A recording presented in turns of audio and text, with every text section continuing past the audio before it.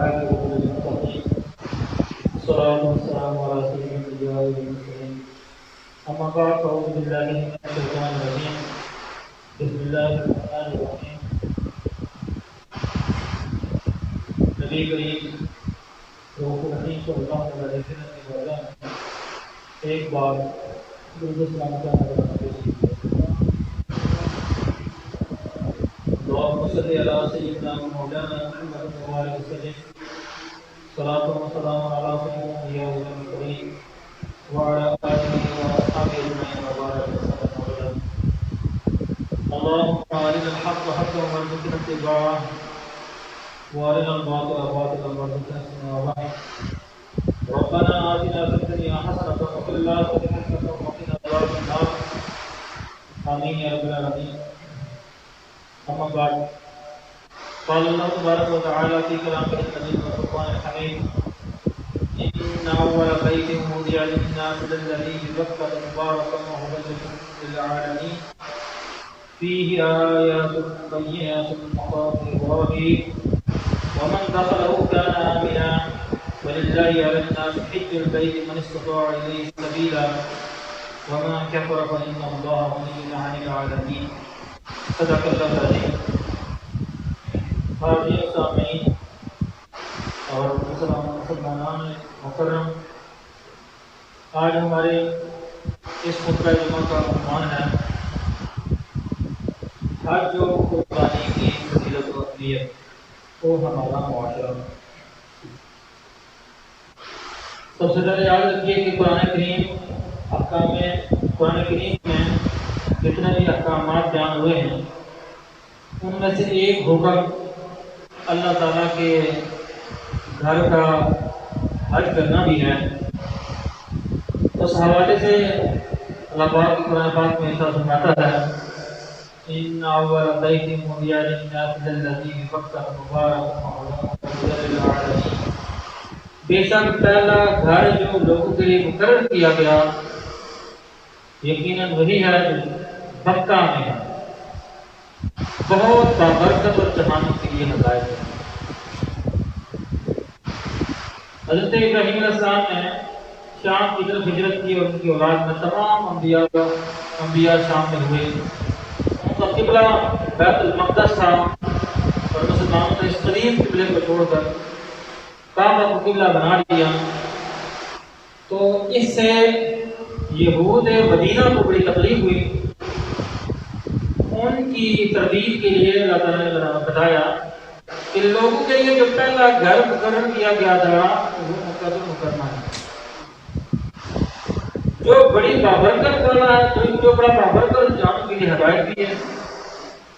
فی آیات بینات مقام ابراہیم، اس میں واضح نشانیاں ہیں اور ابراہیم کے کھڑے ہونے کی جگہ ہے. ومن دخلہ کان آمنا، جو کوئی اس میں داخل ہوگا امن والا ہو گیا. وَلِلَّهِ عَلَى النَّاسِ حِجُّ الْبَيْتِ مَنِ اسْتَطَاعَ إِلَيْهِ سَبِيلًا، اور اللہ تعالیٰ کے لیے لوگوں پر اس گھر کا حج فرض ہے جو اس کی طرف راستے کی طاقت رکھے. وَمَنْ كَفَرَ فَإِنَّ اللَّهَ غَنِيٌّ عَنِ الْعَالَمِينَ، اور جس نے کفر کیا، انکار کیا، تو اللہ تعالیٰ بے شک تمام جہانوں سے بے پرواہ. میرے عزیز ساتھیو، مسلم شریف کی حدیث ہے، اللہ کے حبیب صلی اللہ علیہ وسلم ارشاد فرماتے ہیں کہ اسلام کی بنیاد 5 چیزوں پر ہے. اس بات پہ کہ اللہ تعالیٰ کے سوا کوئی عبادت کے لائق نہیں، اور اس کی شہادت کہ محمد صلی اللہ علیہ وسلم اس کے بندے و رسول ہیں، اور نماز قائم کرنا اور زکوٰۃ دینا اور حج کرنا اور رمضان کے روزے رکھنا. عزیز دوستو، ہر عاقل و بالغ مسلمان پر جو کعبہ تک پہنچنے کی استطاعت اور قوت رکھتا ہے، زاد راہ رکھتا ہے، اس پر عمر بھر میں ایک مرتبہ حج بیت اللہ فرض ہے. میرے ساتھیوں، اس حوالے سے نبی کریم صلی اللہ علیہ وسلم کی کثیر احادیث ملتی ہیں کہ حج کی فضیلت کیا ہے. حج کی فضیلت کے لیے ایک حدیث صحیح میں ملتی ہے کہ رسول اللہ صلی اللہ علیہ وسلم سے عرض کی گئی، یا رسول اللہ صلی اللہ علیہ وسلم، کون سا عمل افضل ہے؟ کون سا عمل افضل ہے؟ آپ رسول اللہ نے فرمایا، اللہ اور رسول پر ایمان سب سے افضل ترین عمل ہے۔ اور عرض کی پھر یا رسول اللہ، اس کے علاوہ اور کون سا کام بڑا افضل ہے اس کی بڑی اہمیت ہے؟ فرمایا اللہ تعالیٰ کی راہ میں جہاد۔ آپ صلی اللہ علیہ وسلم سے پھر پوچھا گیا، رسول اللہ اس کے بعد کون سا زیادہ کام افضل ہے؟ تو فرمایا گیا حج مبرور، یعنی افضل اعمال میں ایک عمل حج مبرور بھی ہے۔ میرے معزز ساتھی، رسول اللہ صلی اللہ علیہ وسلم یہ بھی فرماتے ہیں، جس نے حج کیا اور رفث یعنی فوج کلام نہ کیا اور فسق نہ کیا تو وہ گناہوں سے پاک ہو کر ایسے لوٹا جیسے اس دن کہ ماں کے پیٹ سے پیدا ہوا۔ کہ جس نے نہ رفث کیا نہ فسق کیا اور وہ حج بندہ کر کے یوں لوٹا اس دن کی طرح، جس طرح گویا کہ اس نے آج ایک ماں کے پیٹ سے جنم لیا۔ تو جو بچہ ماں کے پیٹ سے جنم لیتا ہے اس کے اوپر کون سے گناہوں کی جو ہے وہ گناہوں کا بھار ہوتا ہے، یعنی کہ اس کے سارے گناہ معاف ہوتے ہیں۔ میرے عزیز ساتھیوں، حضرت عمر بن عاص رضی اللہ تعالیٰ عنہ سے روایت ہے کہ رسول اللہ صلی اللہ علیہ وسلم فرماتے ہیں، حج ان گناہوں کو دفع کر دیتا ہے جو پہلے ہوتے ہیں، یعنی گزشتہ گناہوں کی معافی کر دیتا ہے۔ اور ایک بڑی پیاری حدیث میں نے ہائی لائٹ کر کے رکھی ہے تاکہ آپ کی ایمان کو مزید تازہ کرے۔ اللہ تعالیٰ کے حبیب صلی اللہ علیہ وسلم فرماتے ہیں، حاجی اپنے گھر والوں میں سے 400 لوگوں کی شفاعت کرے گا، یعنی جس کا حج قبول ہو جائے گا اللہ تعالیٰ جس کو حج مبرور کی توفیق دے گا، رسول اللہ صلی اللہ علیہ وسلم فرماتے ہیں کہ وہ حاجی اپنے گھر کے 400 لوگوں کی شفاعت کرے گا اور گناہوں سے ایسے نکل جائے گا جیسے اس دن کی ماں کے پیٹ سے پیدا ہوا۔ سبحان اللہ۔ میرے عزیز دوستو، حج اللہ تعالیٰ کے احکامات میں سے حکم مانتے ہوئے ایک بڑی عظیم عبادت ہے، ایک بڑی ہی ہلا دینے والی، جھنجھوڑ دینے والی حدیث بھی روایت ملتی ہے۔ امیر المومنین حضرت عمر بن خطاب رضی اللہ تعالیٰ سے نقل کیا جاتا ہے کہ انہوں نے فرمایا، جو شخص حج کی طاقت رکھتی ہے اور پھر کی حج نہ کرے، ظاہر آپ کے پاس موجود تھا، بابا اللہ میں جا کے حج کر سکتا تھا، لیکن وہ حج نہ کرے تو اس پر برابر ہے کہ یہودی ہونے کی حالت میں مرے یا نصرانی ہونے کی حالت میں۔ یہاں پر کوئی پرواہ نہیں ہے، وہ یہودی مار رہا ہے یا نصرانی مار رہا ہے۔ حضرت امام ابن کثیر فرماتے ہیں کہ حضرت عمر فاروق رضی اللہ عنہ کی یہ حدیث صحیح حدیث ہے، یہ صحیح حکم ہے کہ جو طاقت ہونے کے باوجود کی حج نہیں کرتا، اللہ تعالیٰ کے حبیب فرماتے ہیں کہ وہ اس بات یہ بات اس کے لیے برابر ہے کہ وہ یہودی کرتا ہے یا نصرانی کرتا ہے۔ کتنے خوفناک۔ معزز دوستو، اسی حوالے سے ایک اور حدیث ملتی ہے کہ رسول اللہ صلی اللہ علیہ وسلم نے فرمایا، حج کرنے والے اللہ تعالیٰ کے مہمان ہیں، اللہ تعالیٰ نے انہیں بلایا ہے، جب حاضر ہوئے انہوں نے اللہ سے سوال کیا، اللہ تعالیٰ نے ان کو دے دیا، انہوں نے اللہ سے معافی مانگی، اللہ نے ان کو معافی دی۔ اللہ تعالیٰ کے ایسے مہمان۔ میرے عزیز دوستو، کیونکہ شریعت کا علم حاصل کرنا ہم سب کا انفرادی طور پہ لازم ہے، فرض ہے، ضروری ہے، تو آج ہم یہ بھی سیکھتے ہیں کہ حج کی شرائط، یعنی کہ حج فرض ہونے کے لیے کیا کیا چیزیں شرط ہے۔ یہ بات ہم سب میں ہر ایک کو معلوم ہونی چاہیے۔ میرے معزز دوستو، حج کی ٹوٹل 8 شرطیں ہیں کہ وہ 8 شرطیں پائی جائیں گی تو حج اس کے پھر فرض ہو جاتا ہے۔ ویسے تو اللہ تعالیٰ کا حکم ہے کہ جس کے پاس استطاعت ہے، جس کے پاس طاقت ہے، وہ بیت اللہ کا حج کرے۔ اب فقہاء نے باقاعدہ انٹروڈیوس کرایا ہے، بتایا ہے، ہماری رہنمائی کی ہے کہ کون سی شرائط کنڈیشن اس کے اندر پائی جائیں گی تو وہ مکہ مکرمہ کا سفر کرے گا اور اس کے اوپر حج واجب ہو جائے گا۔ معزز دوستو، سب سے پہلے یاد رکھیں، سب سے پہلے حج کرنے کے لیے سب سے پہلی شرط یہ ہے کہ وہ مسلمان ہو، اسلام لایا ہو۔ اگر مسلمان ہونے سے بہتر پہلے مسلمان تو نہیں تھا لیکن اس کے پاس پہلے سودا سامان، اس کے پاس وہاں تک پہنچنے کا سارا سامان تھا، ٹکٹ تھا وہاں کی 40-30 دن گزارنے کے لیے، اس کے پاس خرچہ موجود تھا، مسلمان نہیں تھا تو آج فرض نہیں ہے۔ اب مسلمان تو ہو گیا لیکن اس کے پاس ذات راہ موجود نہیں ہے تو اس کے پاس آج فرض ہے۔ پہلا یہ ہے کہ مسلمان ہو۔ دوسری یاد رکھیں کہ اگر وہ دار حرم میں ہے، دار حرم کہتے ہیں کہ وہ علاقہ جس علاقے کا حکمران مسلمانوں سے برسر پیکار ہو، لڑائی کر رہا ہو، کیونکہ آج کل تو ایسا نہیں ہے۔ آج کل جیسے کہ امریکہ وہ مسلمانوں کے اوپر لڑائی کرتا ہے لیکن اس نے اپنے ملک کے اندر مسلمانوں کو سارے رائٹ دیے ہوئے، تو دار حرم میں ہے تو اس کے لیے ضروری ہے کہ اس کو حج کی انفارمیشن، حج کی فرضیت کا علم ہو، اس کو معلوم ہو کہ حج فرض ہے۔ اگر وہ دار اسلام میں آئی، مسلمان ایسا ملک ہے جہاں پہ وہ رہتا ہے اور اس کے اندر رہتے ہوئے کوئی اس کو روک ٹوک نہیں ہے، اب اس کے لیے ضروری نہیں ہے کہ حج کا فرض ہونا اس کے اوپر، حج کے فرض ہونے کے مسائل معلوم ہو۔ اگر اس کو حج کے فرض ہونے کے مسائل معلوم نہیں ہے پھر اس کے بعد تیسری شرط ہے بالغ ہونا۔ نابالغ نے اگر حج کر لیا، یعنی اپنے آپ کو سمجھنے والا ہو، اس نے ولی کے ساتھ مل کے، اپنے کسی بڑے کے ساتھ مل کے حج کیا، احرام باندھا، جبکہ وہ ناسمجھ ہے تو وہ اس کا حج، وہ اس کے حج کے ساتھ کام ہے، اس کے لیے زیادہ دام ہے، کیونکہ بالغ کے لیے شرط ہے حج، نابالغ کے اوپر حج فرض نہیں ہے۔ اگر کسی نے اپنے والد صاحب کے ساتھ 10 سال کی عمر میں 8 سال کی عمر میں جا کے حج کر لیا ہے، ٹھیک ہے، تو اس کا وہ حج نفلی شمار ہوگا، وہ فرض کا ادا نہیں ہوگا۔ جب وہ بالغ ہو جائے گا اس کے اوپر اس کا فرض بھی لازم ہوگا۔ تیسری یہ شرط ہے کہ بالغ ہونا، حج کے لیے بالغ ہونا بھی شرط ہے۔ چوتھی ہے عاقل ہونا، یہ پاگل اور مجنون بندے پر حج فرض نہیں ہے۔ بندے کا عقل مند ہونا بھی ضروری ہے۔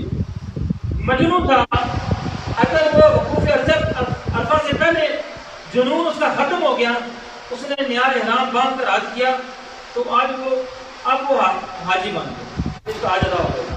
جو وقوف عرفہ ہے اس سے پہلے اس کا جنون ظاہر ہو گیا، اس کا پاگل ہونا کا جو اس کے عیب تھا وہ ختم ہو گیا۔ اب وہ کیا کرے، اب وہیں سے اپنا احرام باندھے، وہاں سے اپنا حج مکمل کرے، اب وہ حاجی بن گیا۔ پانچویں شرط ہے آزاد ہونا، ٹھیک ہے، تو وہ مسائل نہیں رہے ابتدائی اسلام میں تھے کہ کافر لوگ مسلمانوں کو یا کافر اس وقت زمانہ جاہلیت میں غلام بنا لیا کرتے تھے، تو مسلمانوں نے آ کے اسلام میں آ کے یہ غلامی کا توپ گلے سے انسان کی گلے سے نکالا اور انسان کو آزاد کیا۔ اس وقت غلام ہوا کرتے تھے، جو غلام ہوگا اس کے اوپر حج فرض نہیں ہے، بلکہ وہ آزاد ہوگا، آزاد کرنے سے حج فرض ہے۔ اور چھٹی بات ہے، چھٹی شرط تندرست ہونا، یعنی بندے کی حج اگر فرض ہوگا تو اس کے لیے تندرست و توانا ہونا بھی لازم ہے، مثلاً اس کے جسم کے اعضاء سلامت ہوں۔ اگر وہ اندھا ہے، اپاہج ہے، فالج کا اس کے اوپر اٹیک ہوا ہے، یا اس کے پاؤں کٹ گئے ہیں، بوڑھا ہے تو وہ سفر نہیں کر سکتا، شیخ فانی ہو گیا ہے، بیٹھ نہیں سکتا، وہ حج کرے گا۔ یوں ہی اندھے پر بھی حج واجب نہیں ہے، اگرچہ ہاتھ پر اگر پردے لڑنے والا ہو پھر اس کی حج فرض نہیں ہے، اگرچہ اس کے پاس موجود ہے۔ اور ان سب پر بھی یہ حج فرض نہیں ہوگا، ٹھیک ہے، ان سب پر یہ بھی واجب نہیں ہوگا کہ کسی کو بھیج کر اپنی طرف سے حج کرا دیں، یعنی یہ بھی واجب نہیں ہے۔ ایک بندہ بوڑھا ہو چکا ہے تو اس کے پاس مال تو موجود ہے، وہ اپنی طرف سے ایک بندے 85 سال عمر ہو گئی ہے اور 85 سال کی عمر میں اس کے پاس کتنا پیسہ آ گیا کہ وہ ٹریول کر سکتا ہے سعودیہ سے، حج کے لیے اخراجات اٹھا سکتا ہے۔ اب اس کے لیے یہ بھی واجب نہیں ہے، بعد اس کے اوپر حج فرض ہی کوئی نہیں ہے۔ کیونکہ وہ اس قابل نہیں ہے، تندرست ہی نہیں ہے، شیخ فانی ہو چکا ہے. اب یہ بھی واجب نہیں ہے کہ کسی کو پیسے دے کے اپنی جگہ حج کرا. ہاں اگر وہ تکلیف اٹھا کر حج کر دیتا ہے تو اس کا حج قبول ہو جائے گا اور اس کو حجۃ الاسلام قرار دیا جائے گا، تو اسلام کا حاجی ہوگا. اسی طریقے سے اگر وہ پہلے تندرست تھا، دیگر شرائط بھی پائی جاتی تھی، حج نہ کیا، پھر وہ اپاہج ہو گیا کہ حج نہیں کر سکتا، تو اس پر حج فرض باقی ہے. خود نہ کر سکے تو اس کا بدل ادا کرتا. مطلب ایک بدل ٹھیک ٹھاک تھا، تندرست تھا، اس کے اوپر حج فرض تھا، تو اس نے حج کو ہی نہیں کیا. آپ کو ہو گیا ہے، معذور ہو گیا ہے. آپ اس کے لیے ضروری یہ ہے کہ آپ کو اپنی جگہ پہ کسی اور کو بیچ کے حج کریں. اور اس کے لیے یہ مسئلہ یاد رکھیں کہ اس کی جگہ کے اوپر حج وہی کر سکتا ہے جس نے پہلے حج کیا ہو. اس کے لیے بھی لازم کرتا ہے کہ وہ بندہ حج کر سکتا ہے جس کے لیے جس نے پہلے حج کر رکھا ہو. اور ساتویں شرط ہے حج کے لیے کہ سفر خرچہ اس کے پاس ہو، یعنی کہ وہاں تک پہنچنے کے لیے جتنا خرچہ آتا ہے 6,000 یورو ہے، 7,000 یورو ہے، تو اس کے پاس ہو. اگر اس کے پاس ہے تو اس کے پاس اس کے اوپر حج فرض ہو جائے گا. 8ویں اور آخری شرط یہ ہے حج کرنے کی 8ویں اور آخری شرط یہ ہے کہ وقت کے نہیں، حج کے مہینوں میں بھی وہ حج کے مہینے پائے جا رہے ہیں. یہ نہیں ہے کہ وہ شوال کے مہینے میں حج کر رہے ہیں، یہ نہیں ہے رمضان میں چلا کے حج کرنے کے لیے. وقت بھی شرط ہے. یہ 8 شرائط جب پائی جائیں گی، جس بندے کے اندر 8 کی شرائط پائی جا رہی ہیں، اب وہ کیا ہے کہ اس کو معلوم ہونا چاہیے یہ 8 شرطیں جب پائی جا رہی ہیں تو اب وہ حج کرنے کے قابل ہو چکا ہے. اب وہ حج نہیں کرتا، طاقت ہے، شرائط پائی جا رہی ہیں، تو اس کو یہ حدیث حضور صلی اللہ علیہ وسلم کی سن لینی چاہیے کہ حضور فرماتے ہیں جو شخص حج کرنے کی طاقت رکھے اس کے باوجود بھی وہ حج نہ کرے تو اس بات میں برابر ہے کہ وہ یہودی کرے یا نصرانی. اس 8 کی 8 شرائط اس میں پائی جا رہی ہیں، موجود ہے اس کے اندر 8 شرائط. اس کے باوجود بھی وہ حج نہیں کرتا. اللہ کے حبیب کی طرف سے اعلان ہے، برابر ہے اس میں وہ. ہمیں کوئی پرواہ نہیں ہے کہ وہ یہودی مان رہے ہیں نصرانی. بڑی سخت نہیں. تو یہ 8 شرائط میں ایک بار پھر آپ کی ریمائنڈ کرانے کے لیے آپ سے بات کر رہے ہیں. پہلی شرط ہے حاجی کے لیے کہ وہ مسلمان ہونا چاہیے، اسلام لایا ہو، غیر مسلم پر حج فرض نہیں ہے. دوسری ہے کہ اگر دار حرم میں ہے تو اس کے پاس حج کی جتنی بھی ارکان ہیں، حج کا جتنا بھی نالج ہے اس کے پاس ہو، اس کو علم ہو. اور اگر وہ دار اسلام میں ہے تو اس کی یہ بھی شرط نہیں ہے بس اس کے اوپر حج فرض ہو رہا ہے تو وہ چل پڑے، اس کے پاس ساری شرائط موجود ہے، وہ حج کرے. تیسری شرط ہے کہ وہ بالغ ہو. چوتھی شرط ہے کہ وہ عاقل ہو. نابالغ پہ حج فرض نہیں ہے، پاگل پہ حج فرض نہیں ہے، بدو پہ حج فرض نہیں ہے. اور پانچویں شرط ہے کہ وہ آزاد ہو. چھٹی شرط کیا ہے کہ وہ تندرست و توانا ہو، بیمار پہ حج فرض نہیں ہے. اور اسی طریقے سے اگر بوڑھا ہو چکا ہے تو اس کے اوپر حج فرض نہیں ہے. ساتویں شرط کیا ہے کہ وہ حج کے لیے کتنا خرچہ آتا ہے اس کے پاس وہ خرچہ ہو، اتنے خرچے کا وہ مالک ہو. اور 8ویں اور آخری شرط کیا ہے کہ وہ حج کے ایام بھی پائے جا رہے ہیں کہ حج کے ایام کے اندر یہ ساری حج کی حرکتیں اس کے اندر موجود ہوں. میرے عزیز دوستو، آج سے پہلے، آج سے 100 سال پہلے، 50 سال پہلے لوگ حج کرنے کے لیے بڑی عزیزیں اور تکلیفیں برداشت کرتے تھے. 9 مہینے پہلے وہ تیاری کر لیا کرتے تھے. لیکن آپ سوچیں کہ ان کا ایمان کتنا مضبوط تھا، وہ کتنی محبت رکھتے تھے اللہ تعالیٰ کے طرف سے مقرر کردہ ارکان کو پورا کرنے کے لیے. 8 9 10 مہینے کے لیے صبر کرنے کے لیے تیار ہو جاتے تھے. اور میں نے کئی ایسے مصنفین پڑھے ہیں، ایک مصنف گزرے ہیں، ان کا نام میرے ذہن سے اتر چکا ہے، بڑی اچھی انہوں نے تفسیر لکھی ہے. حج کرنے گئے، حج سے واپس آئے تو ان کا انتقال ہو گیا، سمندر کے اندر ان کا انتقال ہو گیا تو ان کو سمندر ڈوب کر دیا. یعنی وہ حج کرنے جاتے تھے اور راستے میں فوت ہوا کرتے تھے. اب یہ ہے کہ اب تو ماشاءاللہ کوئی تو فوت ہوتا ہے، یہاں سے 5 گھنٹے کی فلائٹ ہے، 6 گھنٹے کی فلائٹ ہے، آپ سعودیہ بڑی آسانی سے جا سکتے ہیں. اتنا کم، اتنی تنگی والی بات نہیں ہے، اتنی آزمائی والی بات نہیں ہے. یہاں سے اٹھا آپ نے، یہاں سے جو کپڑے پہنے ممکن ہے جناب یعنی جب آپ جدہ میں اترے تو سب سے کپڑے ہوں. آپ نے جو غسل کیا ہو، آپ کو وہ غسل بھی صحیح سلامت ہو. سفر اگر کسی کے پاس پیسے موجود ہیں، وہ بزنس کلاس میں سفر کرتا ہے تو بزنس کلاس میں ساری سہولتیں موجود ہوتی ہیں، ایسے ہی جیسے میں کمرے میں بیٹھ کے چلا گیا. ہمارے پاس ماشاءاللہ بڑے بڑے طرح بزنس مین ہیں، یہاں پر بیرون آدمی بڑی بڑی شاپیں چلا رہے ہیں، بڑے بڑی دکانیں چلا رہے ہیں، بڑا بڑا ان کا بزنس ہے، اور ان کے لیے یہ آج کا بیان سننا انتہائی لازمی ہے۔ ان کے پاس بزنس موجود ہے، اپنے بزنس کے لیے وہ محنت کرتے چکر لگا لیتے ہیں، لیکن اللہ تعالیٰ کی طرف سے مقرر کردہ حکم پانچواں رکن حج پورا نہیں کرتے، تو اللہ تعالیٰ کی ناراضگی اور اللہ کا غضب ان پر برس رہا ہے۔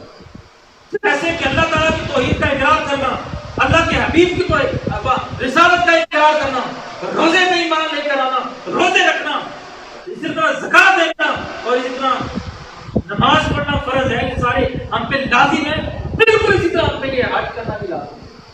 اگر ہمارے پاس اتنے سورسز موجود ہیں، اسباب ہیں، تو ہم پہ حج لازم ہوگا۔ تو یہ تو مختصر تھی حج کے حوالے سے معلومات۔ اب آپ یہ خدمات کرتا ہوں کہ قربانی کے لیے کیا کیا چیزیں ضروری ہیں، قربانی کسے کہتے ہیں، قربانی کی تعریف کیا ہے۔ یاد رکھیں کہ ویسے تو میں نے ایک جمعہ پہلے کی آپ کی خدمت میں اس کے حوالے سے تھوڑا سا عرض کیا تھا، لیکن اس کے علاوہ ممکن ہے کہ ہمیں توفیق نہ ملتی ہو کہ ان مسائل کو سیکھ لیں۔ دوبارہ سے کو ریمائنڈ کرانے کے لیے قربانی کے کچھ مسائل بیان کر دیتا ہوں۔ قربانی ایام نحر یعنی قربانی کے دنوں میں قرب الہی کے حصول کے لیے، قرب الہی کی حصول کی نیت سے جو جانور ذبح کیا جاتا ہے، اصطلاحی شریعت میں اس کو قربانی کہا جاتا ہے۔ یعنی اللہ تعالیٰ کی رضا کے لیے قربانی کے ایام میں، یعنی کہ 10، 11 اور 12 یہ ایام نحر ہیں، جن میں قربانی کے لیے جو جانور اللہ کی رضا اور خوشنودی حاصل کرنے کے لیے ذبح کیا جاتا ہے، تو اصطلاحی شریعت میں اس کو قربانی کہتے ہیں۔ اور اس کی ایک ٹیکنیکل ڈیفینیشن یہ بھی ہے کہ مخصوص جانور کو مخصوص دن میں، مخصوص جانور کو مخصوص دن میں نیت تقرب ذبح کرنا قربانی کہلاتا ہے۔ مخصوص جانور، اس بات میں آپ کے سامنے بیان کرتا ہوں کہ اس کے حدیث کی روح سے وہ بھی بتاتا ہوں آپ کو۔ مخصوص ہے کیا؟ یعنی وہ 3 دن بنیت تقرب، یعنی اللہ تعالیٰ کی تقرب اور اللہ تعالیٰ کی رضا حاصل کرنے کے لیے جانور ذبح کرنا، یہ قربانی کہلاتا ہے اصطلاحی شریعت میں۔ کبھی اس جانور کو بھی اضحیہ یا قربانی کہا جاتا ہے، جو ذبح کیا جاتا ہے اس کو اضحیہ کہا جاتا ہے یا قربانی کہا جاتا ہے۔ ہم کہتے ہیں قربانی کا جانور ہے۔ یاد رکھیے قربانی حضرت سیدنا ابراہیم علیہ السلام کی سنت ہے، جو اس امت یعنی امت محمدیہ میں بھی باقی ہے۔ ہر صاحب نصاب پر قربانی واجب ہے۔ اللہ تعالیٰ کے حبیب صلی اللہ علیہ وسلم کو اللہ نے حکم دیا ہے، فصلی لربک وانحر، فصلی لربک وانحر، اپنے رب کی نماز پڑھیں اور قربانی دیں۔ اس حکم سے استنباط کرتے ہیں فقہائے کرام، سورۃ الکوثر کا یہ آرڈر سامنے رکھتے ہوئے کہتے ہیں کہ قربانی ہر صاحب نصاب پر لازم ہے۔ قربانی ایک ایسی عبادت ہے کہ اللہ تعالیٰ نے اپنے پیارے حبیب، اپنے پیارے نبی صلی اللہ علیہ وسلم اور ان سے پہلے حضرت سیدنا حضرت نبی علیہ السلام کی شریعت میں اس کو باقی رکھا ہے، اور یہ حضرت سیدنا اسماعیل علیہ السلام کی جان کے فدیے میں ذبیحہ دے کر لوگوں کے لیے اسے مقرر فرمایا ہے۔ ارشاد ربانی ہے، اللہ کے ارشاد فرماتا ہے، وَفَدَيْنَاهُ بِذِبْحٍ عَظِيمٍ، ہم نے ایک بڑا ذبیحہ اس اسماعیل کے فدیہ میں دے کر اسے بچا دیا، بڑا ذبیحہ۔ اللہ تعالیٰ آپ کو توفیق دے میرے دوستوں۔ سورہ صافات کی یہ آیات آج درجہ میں بہرحال میں یہ آیت بنتی ہے سورہ صافات کی 108، تقریباً 100 سے لے کر 120 تک سورہ صافات کی وہ آیتیں پڑھیں، ترجمے کے ساتھ پڑھیں، بڑی آسان تفصیلی ترجمے آ چکے ہیں، اس کے ساتھ پڑھیں، آپ کا ایمان تازہ ہو جائے گا۔ وہ بات بیٹھنے کی گفتگو پڑھیں، آپ قرآن سے پڑھیں، اللہ تعالیٰ کے کلام میں پڑھیں، ان دنوں میں اپنے بچوں کو ضرور پڑھ کے سنائیں، آپ کا ایمان تازہ ہو جائے گا۔ یہ ہمارے پہ لازمی بھی ہے، اللہ تعالیٰ نے یہ احکام نازل اس لیے کیے ہیں تاکہ ہم ان کو پڑھیں اور ان کے اوپر عمل کریں۔ ہم میں سے اکثریت ایسی ہے جس نے قرآن کو پڑھا ہوتا ہے، لیکن قرآن نے اپنے ان پاکیزہ اور ان اولو العزم رسولوں کا تذکرہ کو نہیں پڑھا ہوتا۔ ان کو یہ نہیں پتا ہوتا کہ حضرت ابراہیم اور حضرت اسماعیل کا ذکر کون سے پارے میں ہے، کون سی جناب علی صورت میں۔ یہ تو پتا ہوتا ہے کہ جناب علی پاکستان کی ٹکٹ رکھنے کی ضرورت، یہ تو پتہ ہے کہ ہمارے کاروبار کا سامان سستا ہول سیل میں کون سی مارکیٹ سے مل جائے گا، کون سے شہر سے ملے گا، ہر معلومات ہوتی ہے، لیکن یہ علم نہیں ہوتا کہ اللہ تعالیٰ نے اپنے پاکیزہ اور معزز ہستیوں کا تذکرہ کون سے پارے میں۔ آپ کی معلومات کے لیے، نالج کے لیے، علم کے لیے میں نے آپ کو بتا دیا ہے کہ سورہ صافات میں ان دنوں میں جا کے آیت نمبر 100 سے لے کر 120 تک ضرور جا کے کر پڑے گا. بابرکت ایام ہے، کیسی بھی جمعہ مبارک کا دن ہے، اگر موقع ملتا ہے تو ضرور کر جا کے کریں. اس کے ساتھ ساتھ میں آپ کی خدمت بات کر دیتا ہوں کہ جو قربانی ہے اس جانور میں کون کون سے اگر عیب ہیں تو وہ قربانی نہیں لگتی ہے. 4 قسم کے جانوروں کی قربانی درست نہیں ہے حدیث کی روح سے. سب سے پہلا وہ جانور جس کا کانا پن صاف ظاہر ہو، جو کانا ہو اور صاف ظاہر ہو کہ جانور کانا ہے. اور دوسرا وہ جانور ہے ایسا بیمار جانور جس کی بیماری ظاہر ہو، اس کی قربانی بھی جائز نہیں ہے. اور تیسرا لگڑا جانور جس کا لگڑا پن بھی ظاہر ہو، اس کی قربانی بھی جائز نہیں ہے. اور اسی طرح کمزور اور ناتواں جانور جس کی ہڈیوں کا گودا نہ رہا ہو، اتنا کمزور اس کی ہڈیاں بھی نظر آ رہی ہوں، تو یہ جس جانور کے اندر 4 عیب موجود ہوں اس جانور کی قربانی یہ جائز نہیں ہے. میرے عزیز دوستوں، قربانی کے حوالے سے کچھ مسئلے اس بات فرما لیجیے. قربانی واجب ہونے کا سبب وقت ہے. جب وہ وقت آیا اور شرائط کی وجوب پائی گئی تو اس کے اوپر قربانی واجب ہو گئی. ایسا نہیں ہے کہ آج جیسے کہ آج 9 یا 10 ذی الحجہ نہیں ہے تو آج میرے پاس پیسے بھی موجود ہیں، لیکن 10 ذی الحجہ کو میرے پاس پیسے بھی نہیں ہیں، میں ایک سفر میں نکلا ہوں تو پھر تو قربانی واجب نہیں ہوگی. مالک کے نصاب نے قربانی کے لیے جو بکری خریدی تھی وہ گم ہو گئی ہے. جس کے اوپر قربانی واجب تھی اس نے بکری خرید لی ہے، جانور خریدا ہے، وہ گم ہو گیا اور اس شخص کا مال نصاب سے بھی کم ہو گیا. اب قربانی کا دن آ گیا، اس پر لازم نہیں ہے کہ وہ قربانی کا جانور دوبارہ خریدے اور دوبارہ قربانی دے. اس نے جو خریدی تھی گم ہو گیا، اس کی طرف سے ادا ہو جائے گی. اور اس کے علاوہ بالغ لڑکوں یا بیوی کی طرف سے قربانی کرنا چاہتا ہے تو ان سے اجازت حاصل کریں. یہ نہیں کہتے کسی طرف سے وہ قربانی کرنا چاہتا ہے تو وہ درگاہ بندے سے قربانی کی اجازت دے لے، پھر اس کی طرف سے قربانی وہ دے سکتا ہے. یہ عزیز دوستو یہ ایک لنچی ٹاپک ہے. میری کوشش ہوتی ہے کہ انتہائی مختصر وقت میں آپ کو جو لازمی چیزیں وہ بتا دی جائیں، لیکن اس کے ساتھ یاد رکھیں کہ اگر ہم آج نہیں سیکھ سکتے تو ہم نے اتوار والا دن رکھا ہوا ہے. اتوار والے دن کو آپ ڈسکس کرتے ہیں تو تقریباً 1 گھنٹہ ہم لگاتے ہیں، اس میں مختلف مسائل سیکھے جاتے ہیں. آپ شوق سے کھائیں، ذوق سے آئیں، دین سیکھنے کی نیت ہے، انشاءاللہ آپ کو اس کا فائدہ بھی ہوگا. جو کچھ پڑھا سنا سمجھا علم دین حاصل کیا، اللہ مجھے بھی اس پر عمل کرنے کی توفیق عطا فرمائے. آمین یا رب العالمین. اور آپ کو بھی اس پر عمل کرنے کی توفیق عطا فرمائے.